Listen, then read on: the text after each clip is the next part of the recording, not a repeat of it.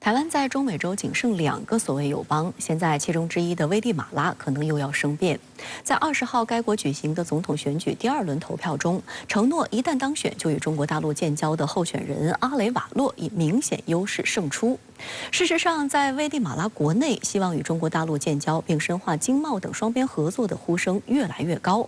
蔡英文会不会在其任期内丢掉第10个友邦？这已经成为岛内舆论高度关注的议题之一。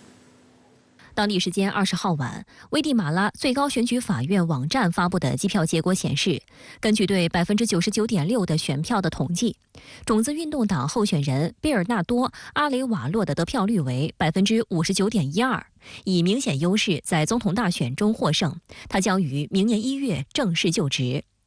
现年64岁的阿雷瓦洛曾是社会学家和前外交官，目前是危地马拉国会议员，也是该国首位民选总统胡安·何塞·阿雷瓦洛之子。美国《华盛顿邮报》指出，阿雷瓦洛的政治实力并不雄厚，此次以黑马的姿态当选，主要是其拿出了一份让多数选民满意的竞选纲领。作为拉丁美洲最贫穷国家之一，危地马拉是美国非正常渠道移民的主要来源地，也是哥伦比亚可卡因运往美国市场的重要渠道。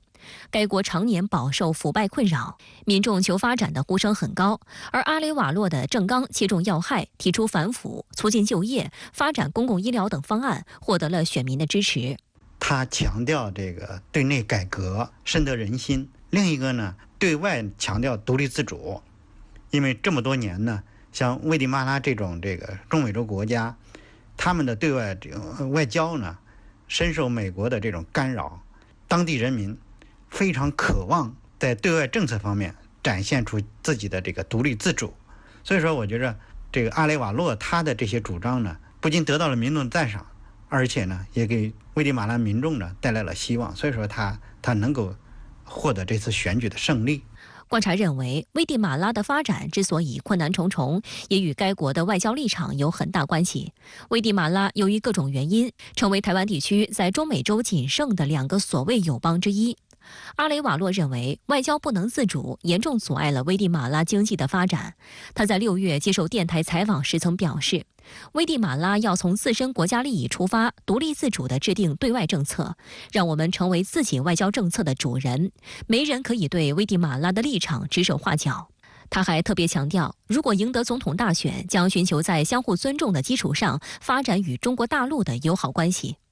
路透社认为，阿雷瓦洛的表态意味着危地马拉的发展战略可能发生重大转变。随着危地马拉的邻国一个又一个的选择与中国大陆建交，并成功搭上中国发展的顺风车，该国民众要求与中国发展外交和经贸合作的呼声越来越高。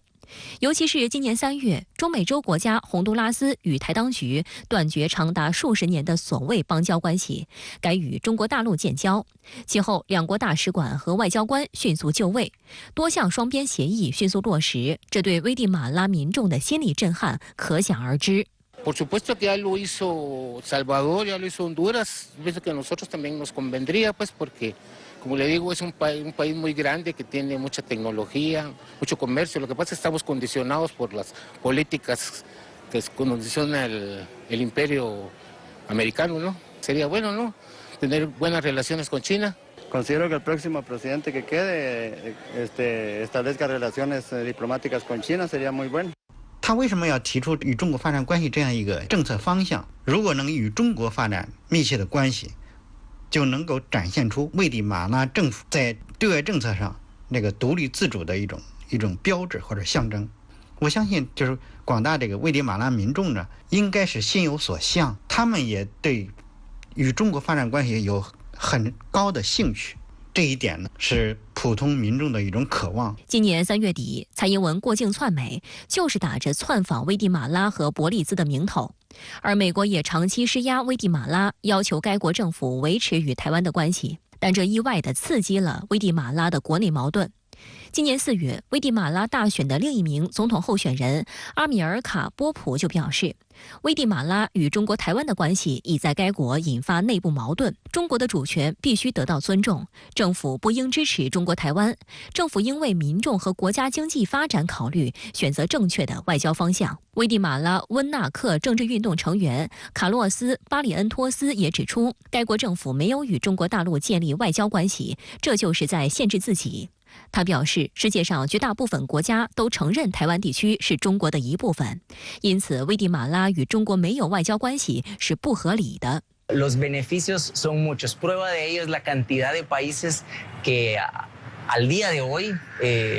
tienen las relaciones diplomáticas con China. El rehusarnos a entablar esas relaciones diplomáticas y comerciales sería una necesidad. 实际上，台湾民进党当局也一直以金援的方式当冤大头。台媒就爆料称，今年4月，危地马拉总统窜访台湾地区，但这趟行程实际上是蔡当局承诺了海量的利益输送后换来的。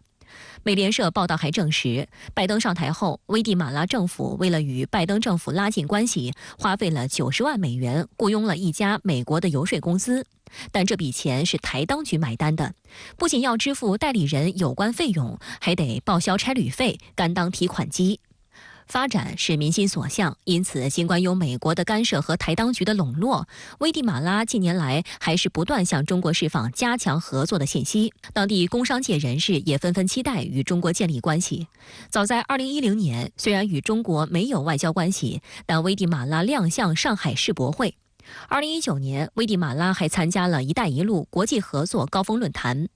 观察指出，巨大的经贸合作空间是该国不断与中国大陆走近的驱动力。自2019年1月起，中国成为危地马拉第2大进口来源国，其中电子器件和元件占主要贸易份额。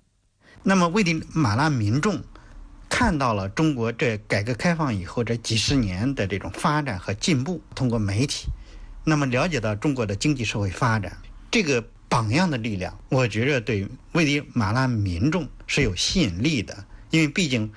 作为一个中美洲国家、发展中国家，他当然希望推动自己国家的这个经济社会发展，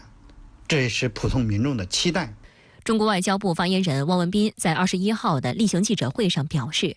近日危地马拉各界人士在接受采访时，纷纷表达了期待同中国建交的迫切愿望，充分说明发展对华关系符合危地马拉的根本利益和人民心声。一个中国原则是公认的国际关系准则和国际社会普遍共识。同中国建交是顺应历史发展大势和时代进步潮流的正确选择。我们希望危地马拉新政府做出符合本国和人民根本和长远利益的正确决断。台湾当局所谓的邦交国本身现在已经所剩不多，而且呢，台湾当局想维护这样的关系呢，也非常的吃力。那么一旦危地马拉决定与中国建交，那么必将在中美洲地区引起强烈的反应，甚至是连锁反应，那么会激发更多的中美洲国家和民众，那么重新思考如何与中国发展关系。那么这会形成一个潮流或者发展趋势。我个人认为这种趋势呢，对于中国与中美洲国家和地区的关系的正常化有重要的帮助。